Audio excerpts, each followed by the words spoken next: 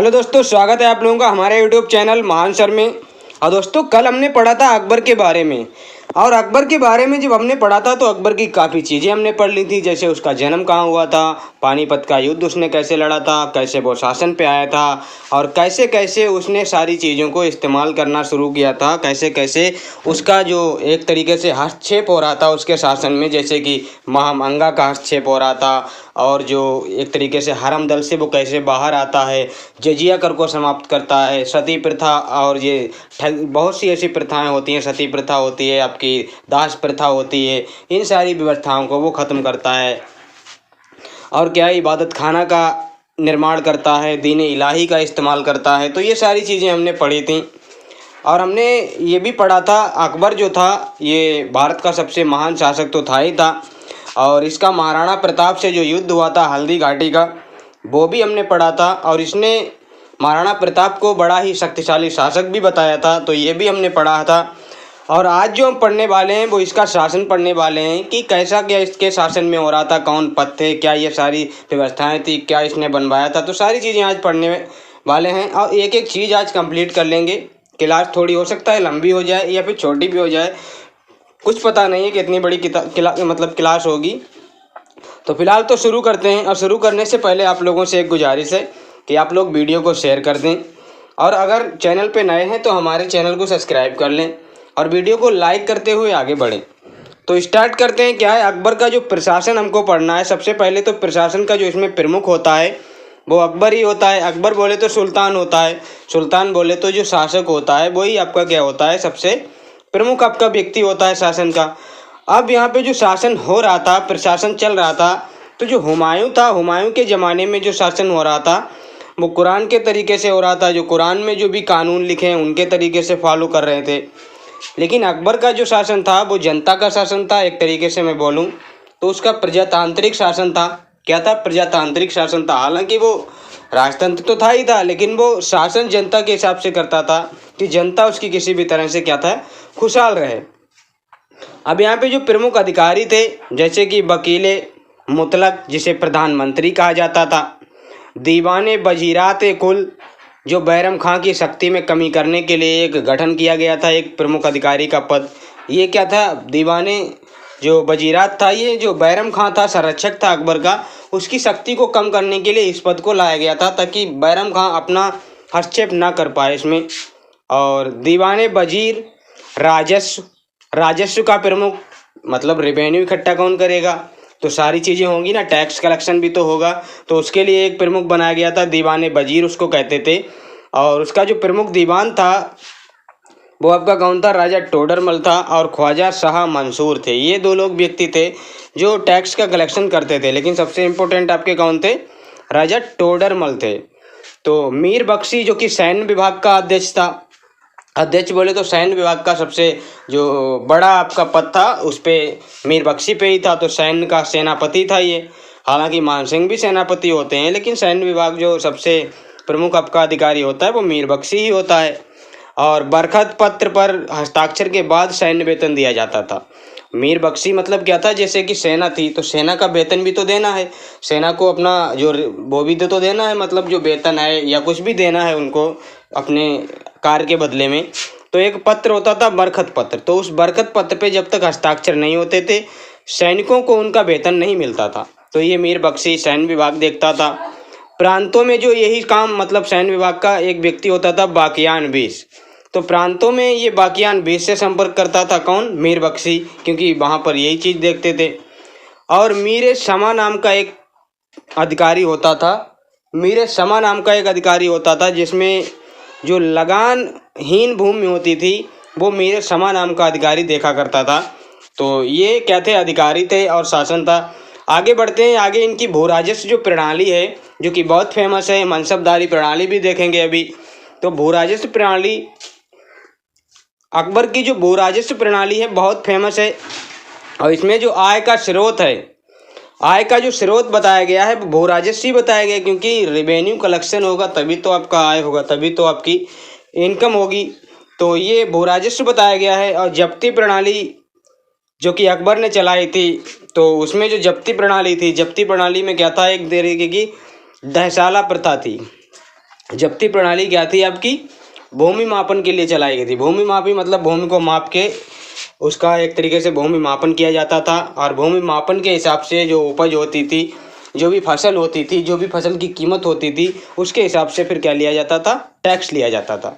और इसके लिए एक प्रथा बनाई गई थी, कौन सी, टोडरमल ने बनाई थी दहसाला प्रथा। ये टोडरमल के द्वारा ही इस्तेमाल की गई थी और इनके द्वारा ये नवनिर्मित भी हुई थी। तो इन्होंने क्या बनाया था कि दहसाला प्रथा में 10 साल के लिए क्या कर दिया था, फसलों की उपज व कीमत के आधार पर जो था एक तरीके से टैक्स पड़ता था, ब्याज पड़ता था, एक तरीके से राजस्व इनको देना होता था। और राजस्व भी कितना होता था, 1/3 होता था, यानी कि 1/3। और मापन के लिए इन्होंने क्या चलाया था, गजे इलाही चलाया था। गजे इलाही या इलाही गज बोलें तो कुछ भी गलत नहीं है, इलाही गज चलाया गया था। और दक्षिण भारत में यही प्रणाली आपका कौन चलाएगा, मुर्शिद कुली खां चलाएगा। दक्षिण भारत में जब आगे पढ़ेंगे तो यही प्रणाली दक्षिण भारत में किसने चलाई थी, मुर्शिद कुली खां ने चलाई थी। अब जो अकबर था यहाँ पे एक पॉइंट आता है इसी चीज़ से लेकर के, अकबर ने एक जो सिख गुरु होते हैं रामदास, आप पढ़ेंगे सिख धर्म को तो वहाँ पे जो सिख गुरु होते हैं 10 गुरु होते हैं, उनमें एक रामदास भी होते हैं। और रामदास को अकबर ने क्या थी, 500 बीघा ज़मीन दान में दी थी, जहाँ पे उन्होंने अमृतसर नगर बसाया था। और वहीं पे बाद में स्वर्ण मंदिर भी बना है। कहाँ पे, अमृतसर नगर जो है वहीं पे स्वर्ण मंदिर बनाया गया है। अब आगे जो भूमि थी उनके कुछ प्रकार दिए हुए हैं, जैसे कि एक भूमि होती थी उसको पोलज कहा जाता था, जिसमें प्रत्येक वर्ष क्या की जाती थी, खेती की जाती थी। एक भूमि परत की होती थी, जिसपे एक वर्ष, जो ऐसी भूमि जिसपे 1 वर्ष तक खेती ना की गई हो तो वो आपकी क्या होती थी, परत भूमि। एक चाचर भूमि होती थी जो जिसपे 2-3 वर्ष तक खेती ना की गई हो। एक आपकी बंजर भूमि लगभग जिसपे 5 वर्ष या उससे ज़्यादा बरस तक आपकी क्या है, भूमि ना की गई हो। एक तरीके से क्या बोल सकता हूँ, ऐसी भूमि जैसे कि जो 1 बरस खाली पड़ी रही उसको तो परत बोल देते थे, परती भूमि हो जाती थी। और जो 2-3 साल तक जिस पे मतलब भूमि पे एक तरीके से फसल ही नहीं होती थी तो वो क्या होती थी, चाचर। और बंजर जिस पे कभी फसल नहीं होती थी या फिर 5-6 साल तक फसल नहीं हुई तो बंजर भूमि कहलाती थी। अब यहाँ पे विभिन्न प्रकार के किसान भी होते थे, जैसे एक पाही काश्त किसान होते थे। और ये जो पाही काश्त किसान होते थे ये दूसरे के गांव में जाके खेती किया करते थे, दूसरे के गांव जाकर खेती का कार्य करते थे। खुद काश्त आपके होते थे, ये किसान उसी गांव की भूमि पर खेती करते थे जहां पे रहते थे, मतलब खुद के गांव में ही खेती किया करते थे, उन्हें खुद काश्त कहते थे। और काश्त से तो आप समझते ही हो, काश्तकार होता है यानी किसान होता है। तो पाई काश्त जो पराए गांव में जाता था, खुद काश्त जो खुद के गांव में खेती करता था। और मुजारे एक होता था, ये खुद काश्त जो होते थे यही मुजारे बनते थे। इनको क्या है, अन्य कृषकों से क्या कर लेते थे, जैसे आजकल नहीं भूमि बटाई पे ले लेते हैं या आपका किराए पे ले लेते हैं, पटके पे ले लेते हैं, तो ऐसी भूमि जो होते थे वो मुजारे कहलाते थे। जैसे आज पटका कहलाते हैं पटकेदार, तो ये क्या है, मुजारेदार कहलाते थे। अब क्या है, मनसबदारी प्रणाली, ये बहुत इंपॉर्टेंट है। अकबर की जो मनसबदारी प्रणाली है, यही एक ऐसी प्रणाली है जिसने अकबर को मतलब अकबर बना दिया था। और अकबर जो इतना बड़ा आक्रांता बना वो इसी प्रणाली के खातिर बना था। और ये जो प्रणाली आई थी वो चंगेज खां से आई थी, चंगेज खां से इसे प्रेरणा मिली थी और भारत में ये अकबर ने बनाई थी। मनसब क्या होता था, एक पद होता था, पद रैंक, एक ओहदा होता था। तो इसकी विशेषताएं क्या थी, ये दशमलव प्रणाली पर आधारित थी। दशमलव प्रणाली मतलब इसमें जो सैनिक रखने की जो प्रक्रिया थी वो दशमलव प्रणाली पे थी। दशमलव बोले तो जैसे कि आप 100, 200, 300 मतलब इस तरह से आप रख सकते थे। और सैनिक के इसमें घोड़े रखे जाते थे, अभी मैं बताऊंगा आपको।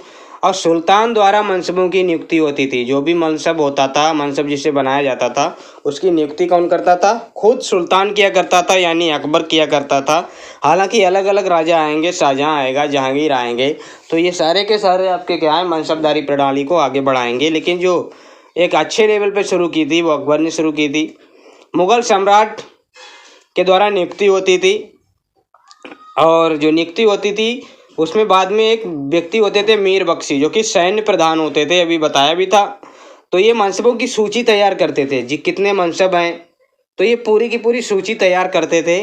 और एक व्यक्ति होता था दीवान, जिसको वित्त विभाग दिया जाता था, ये वेतन व जागीर का आवंटन करता था। जैसे कि एक तरीके से जो मीर बख्शी है वो तो सूची बनाता था, लेकिन उसका जो वेतन तैयार करता था वो दीवान होता था, वित्त मंत्री होता था।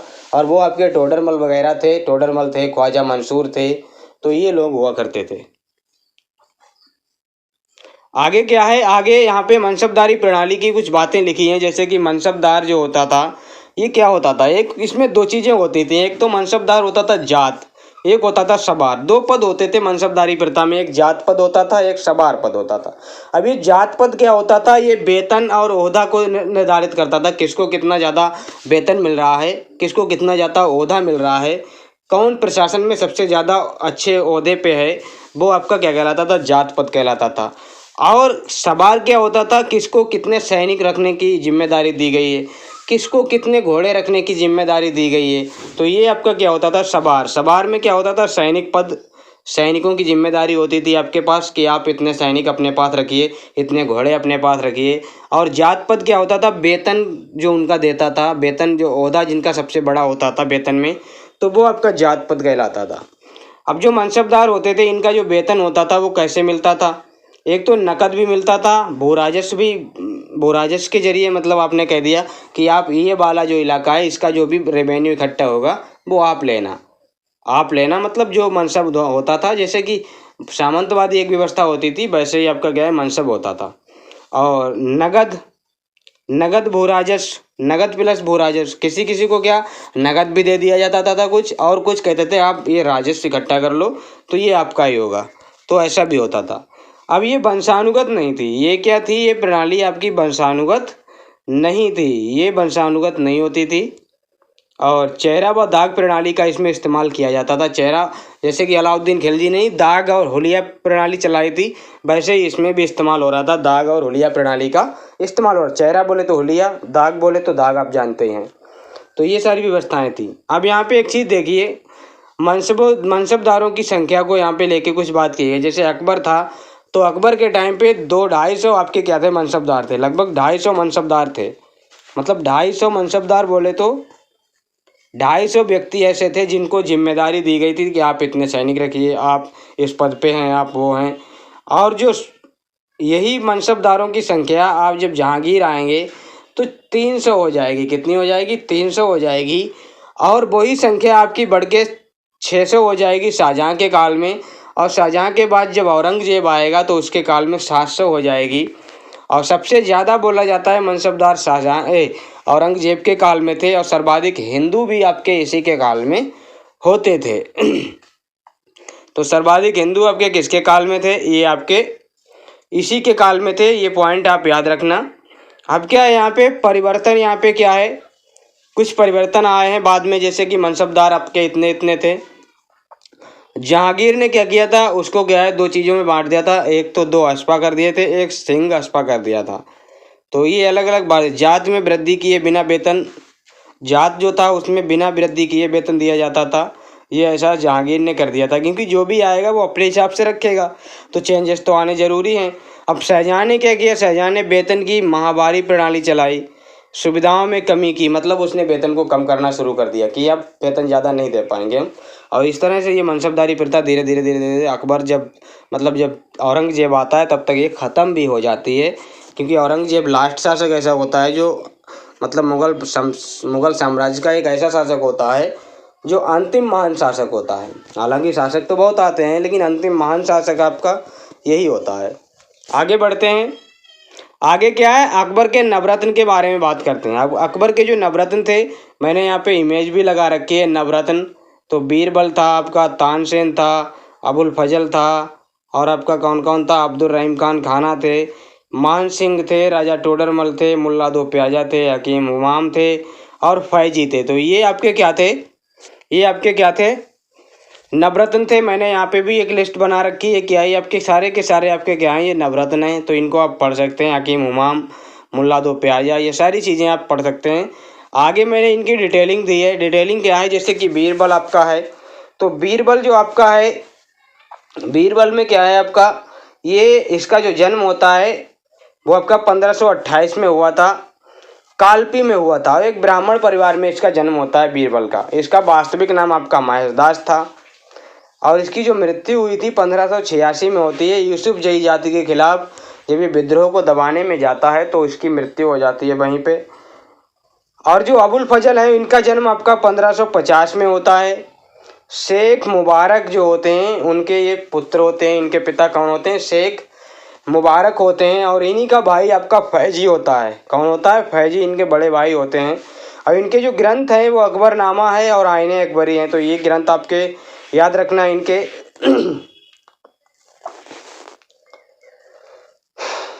अब जो तानसेन है, तानसेन जो है इनका 1506 में जन्म होता है ग्वालियर में। इनका जो असली नाम है वो राम तनु पांडे है। क्या है? राम तनु पांडे। और ये महान संगीतज्ञ थे। और इनकी जो रचनाएं हैं वो आपकी मियाँ की टोड़ी है, मियाँ की मल्हार है, मियाँ का आपका क्या है? सारंग है। ये इनकी क्या है? रचनाएं हैं तानसेन की।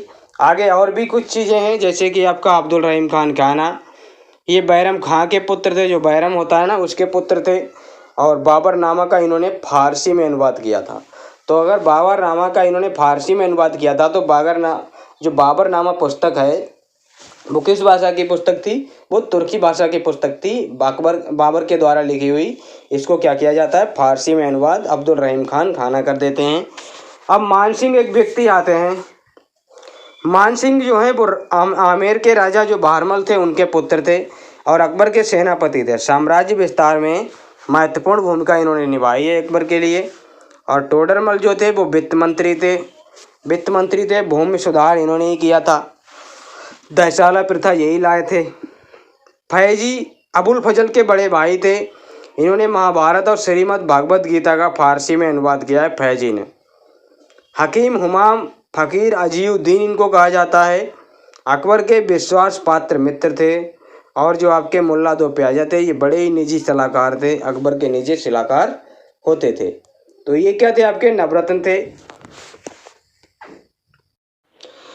अकबरकालीन साहित्य। तो अकबरकालीन साहित्य को पढ़ते हैं। अकबरकालीन साहित्य में क्या है? जैसे कि इसकी राजकीय जो भाषा थी अकबर की जो राजकीय भाषा थी वो फारसी थी। और इसके काल को हिंदी साहित्य का स्वर्ण काल भी कहा जाता है। और अकबर के जो राज कवि थे वो फैजी थे। फैजी आपके कौन है? अबुल फजल के भाई हैं, जिन्होंने महाभारत और श्रीमद् भगवत गीता का क्या है? फारसी में अनुवाद किया है। और अनुवाद विभाग एक बनाया गया था जिसमें अनुवादित पुस्तकें होती थीं। जैसे कि आपकी पंचतंत्र है एक पुस्तक जिसका फारसी में अनुवाद किया गया है और ये अबुल फजल के द्वारा भी किया गया है और मौलाना हुसैन फैजू के द्वारा भी किया गया है। अबुल फजल ने जो किया है वो अनवर सादात नाम से किया है। मौलाना हुसैन ने किया है तो यार दानिश के नाम से किया है। तो पंचतंत्र के बारे में याद रखना, ये विष्णु शर्मा की एक पुस्तक है पंचतंत्र। हाजी इब्राहिम सरहदी आते हैं जिन्होंने अथर्ववेद को फारसी भाषा में अनुवादित किया था। और जितने भी अनुवाद होंगे दोस्तों ये सब के सब फारसी भाषा में होंगे, सब के सब फारसी भाषा में। मुल्ला शाह मोहम्मद ने राज तरंगिनी का अनुवाद किया है। अब्दुल रहीम खान खाना ने तुझके बाबरी का अनुवाद किया है। फैजी ने लीलावती फारसी में अनुवाद किया है। और टोडरमल ने भगवत पुराण फारसी में अनुवाद किया है। अब्दुल कादिर बदायूनी ने सिंहासन बस्ती का फारसी में अनुवाद किया है। तो ये सारी की सारी किताबें फारसी में अनुवादित की जाती हैं क्योंकि यहाँ पे जो लैंग्वेज थी वो ऑफिशियल लैंग्वेज आपकी क्या थी? फारसी ही थी। अब अकबरकालीन जो स्थापत्य कला है उसको जरा नज़र में ले लेते हैं। जैसे कि हुमायूं के मकबरे की मरम्मत इसने करवाई थी 1570 में। फतेहपुर सीकरी की इसने स्थापना की आगरा में। राजधानी भी उसको बनाया 1571 में। और ये कब की थी? जब ये गुजरात विजय से आया था तब इसने किया था। और इसने बुलंद दरवाज़ा भी वहाँ पे बनाया था। और 1585 में क्या किया था? 1585 में राजधानी लाहौर इसने ट्रांसफ़र कर दी थी। कहाँ कर दी थी? लाहौर इसने ट्रांसफ़र कर दी थी। 1583 में इसने क्या किया था? इलाहाबाद का किला बनवाया था। अजमेर का किला भी इसने बनवाया था। अकबर का मकबरा जो है वो भी सिकंदराबाद में स्थित है क्योंकि अकबर की जो मृत्यु होती है वो 1605 में होती है। तो इसका जो मकबरा है वो कहाँ है? सिकंदरा में है, आगरा में। और ये इसने खुद बनवाया था।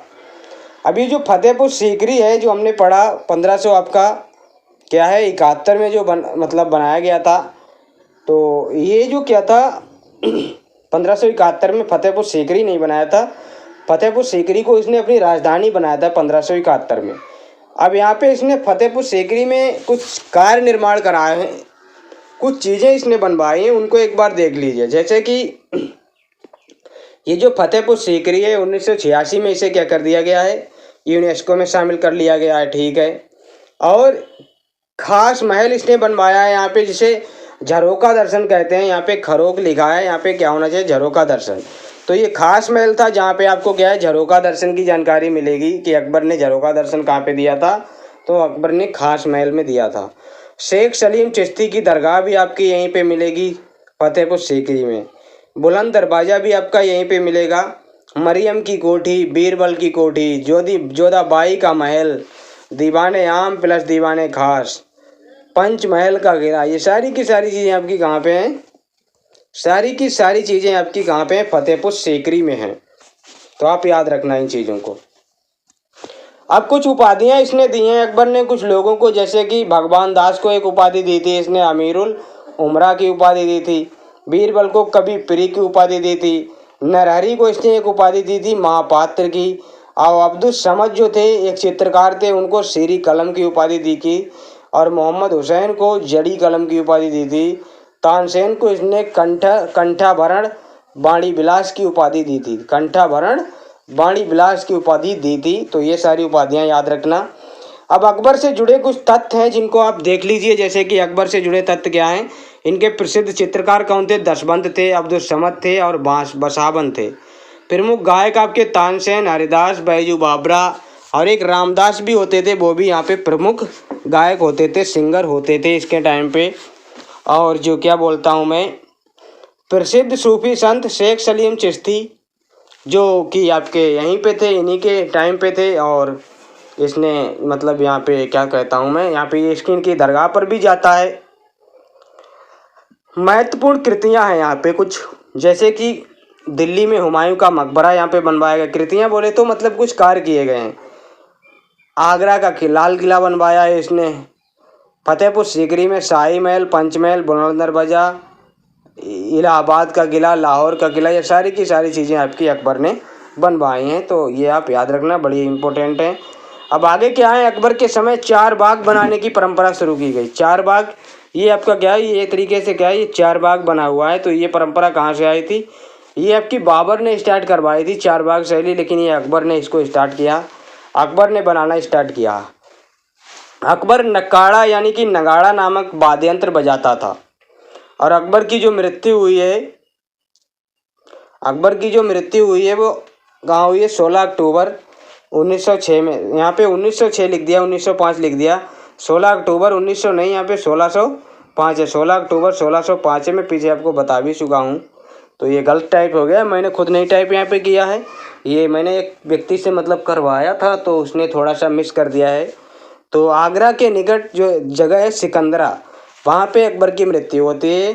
तो अकबर का यहाँ पे चैप्टर क्या हो जाता है, एक तरीके से क्लोज हो जाता है। ये आपका क्या है, यहाँ पे अकबर का क्या बना हुआ है, मकबरा बना हुआ है। तो इमेज में आप देख सकते हैं। तो आज की जो क्लास रहने वाली थी दोस्तों, वो यहीं तक रहने वाली थी। अगर क्लास अच्छी लगी है तो वीडियो को लाइक कर दें और हमारे चैनल को सब्सक्राइब कर लें, बेल आइकन को भी प्रेस कर लें, ताकि वीडियो की नोटिफिकेशन आप लोगों को मिलती रहे और आप लोग देख पाएँ हमारी वीडियो सबसे पहले। तो मिलते हैं इसी मकसद के साथ नेक्स्ट वीडियो में, तब तक के लिए धन्यवाद।